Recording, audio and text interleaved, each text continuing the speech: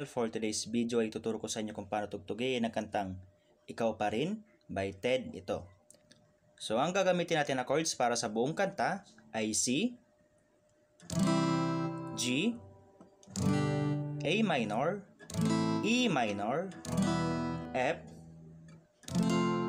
Para sa mga nahihirapan pa sa bar chord na F, ang gawin ninyo ay ganito na lang. Next ay C, next ay D minor, next ay G. Para naman sa strumming pattern niya ay ganito. Down, down, up, down, up. Lagyan natin ng chords. Nang mawalay ka sa